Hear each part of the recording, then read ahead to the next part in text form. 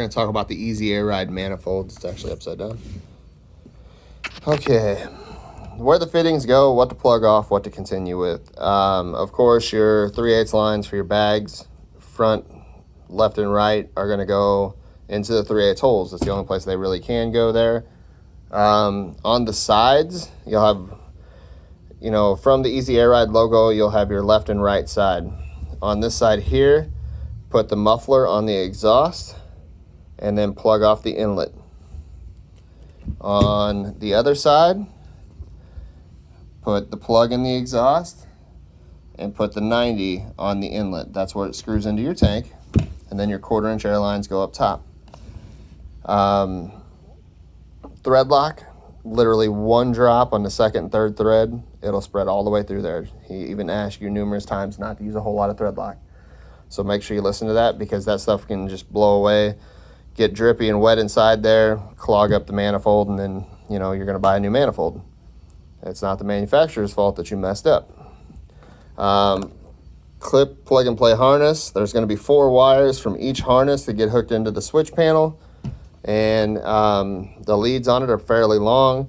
Now on this exhaust, this is adjustable. You can loosen that nut, pull that in and out to see how fast you want to release the pressure on your bags. Again, like I said, guys, if you have any questions or anything like that, go ahead and hit me up. Other parts that go into the tank, you have your T's that are going to go on each end. Your compressor goes in one, that goes to the tank, and on this side will be my Easy Air Chuck, which, once we focus, these are very nice air chucks that he gives you.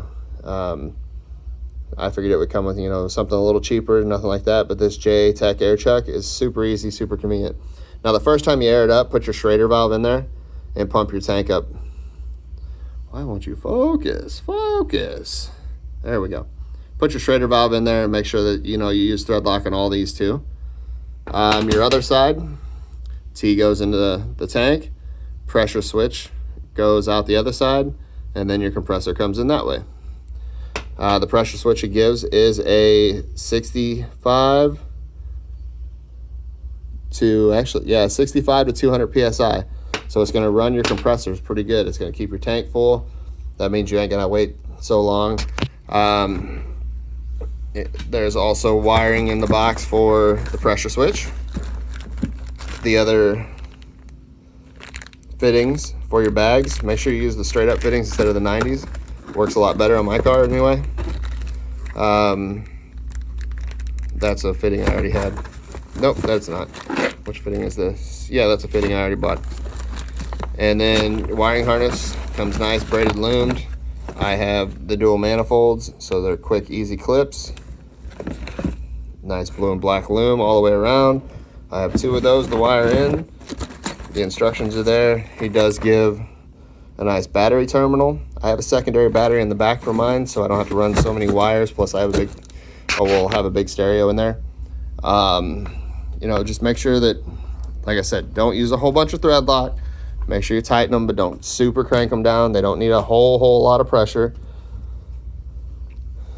And sorry for the crappy video. I'm just a one-man show here. But Steve has taken care of me, and he's done very well. So I definitely suggest EasyAirRide.com. Give it a little help.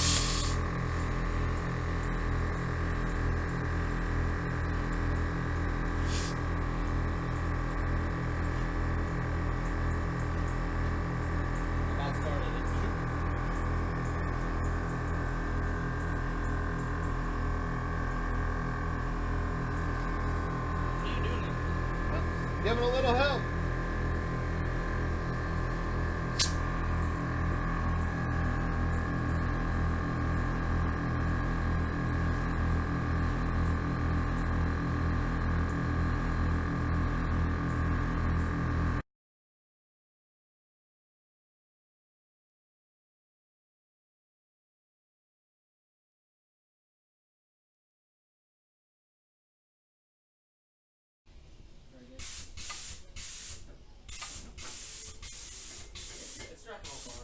Yeah. Yeah, it's the big button.